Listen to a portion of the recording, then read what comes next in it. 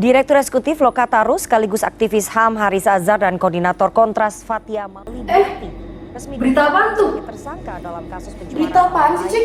Binsar Panjaitan. Haris Azhar dan Oh, itu loh kasus kemarin yang penetapan aktivis HAM Haris Azhar dan Fathia Maulidiyanti dalam yang viral. dan juga Mana bisnis sih? tambang di Intan. Lupa ya lo, bentar nih. Penyidik Polda Metro Jaya mengklaim Coba deh lo tonton karena video itu lengkap sih, penjelasannya bagus. Sesuai prosedur. Benarkah? Halo.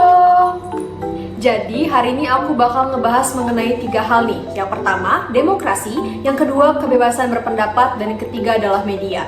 Gak cuma itu, karena aku bakal ngebahas satu kasus yang berhubungan dengan ketiga hal yang tadi nih. Gimana? Penasaran kan? Yaudah yuk langsung simak aja ya. Oke, jadi kalian pasti tahu kan kalau Indonesia ini merupakan negara yang demokrasi. Tapi emang kalian udah pada tahu ya apa itu demokrasi? Jadi, demokrasi sendiri itu diartikan sebagai suatu istilah yang mengatakan bahwa setiap masyarakat dalam suatu negara itu memiliki hak yang sama untuk menjalankan kehidupan bernegaranya. Nah, demokrasi ini pasti akan berhubungan tuh sama yang namanya kebebasan berpendapat. Kenapa? Karena kebebasan berpendapat itu merupakan bagian hak dari setiap manusia nih.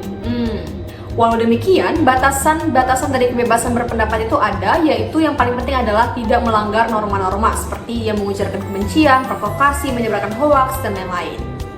Nah, praktek demokrasi dan kebebasan berpendapat ini tuh bisa kita terapkan di dalam media sosial atau media-media lainnya, tapi terutama media sosial sih. Kenapa? Karena media sosial ini kan nggak cuma tempat kita untuk berteman atau ngobrol, memposting sesuatu, tapi kita juga dapat memberikan opini kita di media tersebut. Kita suka komentar-komentar nih, atau kita mau menjelaskan tentang sesuatu, memberikan ya menurut kita asumsi-asumsi kita itu bagaimana gitu lah melalui media sosial ini. Namun dalam prakteknya demokrasi ini dicederai dengan adanya dugaan bahwa kebebasan berpendapat itu dibatasi, terutama apabila kita berpendapat di media sosial.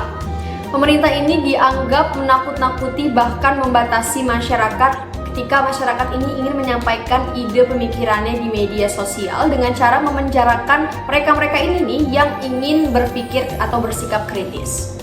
Nah, kali ini aku bakal membedah salah satu kasus yang terkait dengan 3 hal tadi nih, yaitu keduanya dilaporkan terkait kasus penetapan tersangka aktivis HAM Haris Azhar dan Fathia Maulidiyanti. Langsung aja simak yuk. Oke, jadi awal mulanya adalah ada 2 aktivis HAM nih, yaitu Haris Azhar dan Fathia Maulidiyanti. Nah, mereka berdua ini membuat satu konten YouTube yang berjudul Ada Lord Luhut di Balik Relasi Ekonomi Ops Militer Intan Jaya, Jenderal Bin juga ada. Nah, konten YouTube mereka ini sebenarnya membahas pendapat mereka mengenai Bapak Luhut. Namun, ini dianggap menyinggung Bapak Luhut itu sendiri.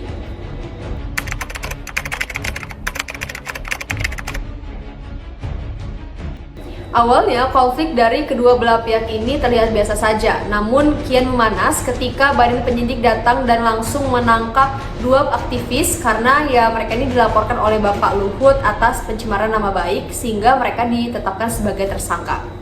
Nah, Bapak Luhut ini bilang bahwa mereka ini dalam menyampaikan pendapatnya, mereka menggunakan nada yang tendensius atau memihak, lalu mereka juga melakukan pembunuhan karakter, terus pembentukan opini, hingga fitnah dan juga pencemaran nama baik juga penghinaan.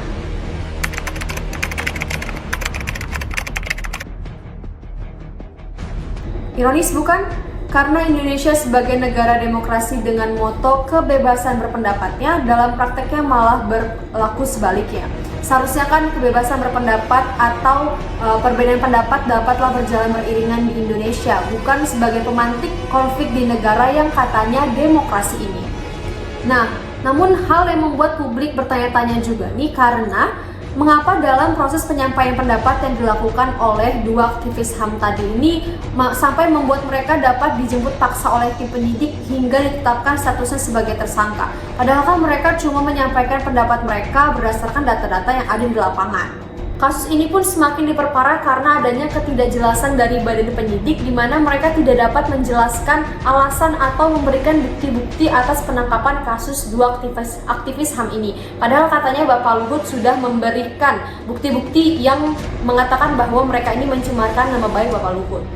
Lebih parahnya lagi nih, kasus ini tuh jadi membuat publik semakin berspekulasi. Mungkin di balik kasus ini ada kepentingan yang dibawa oleh tim penyidik ke pengadilan. Bahkan publik juga tuh berspekulasi bahwa Bapak Luhut yang katanya menjadi korban HAM ini tidak mampu memberikan bukti dan juga data-data atas pencemaran nilai-nilai HAM yang dilakukan oleh Haris dan juga Fathia.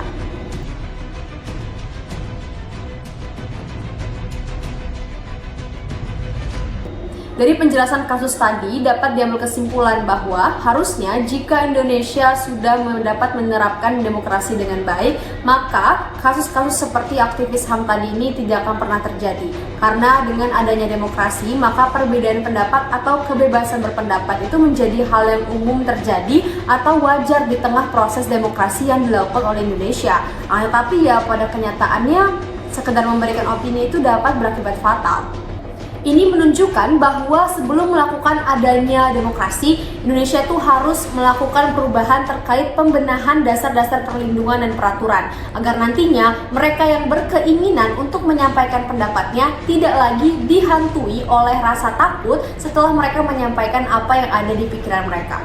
Selain itu, Indonesia juga harus mampu melakukan perbaikan pada sistem peradilan yang khusus mengatur kebebasan berpendapat dan juga media, agar sehingga nantinya proses demokrasi yang ada di Indonesia ini berjalan dengan sangat baik.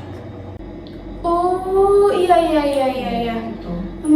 Tapi ya Cik, kalau gitu apa negara kita sudah demokratis?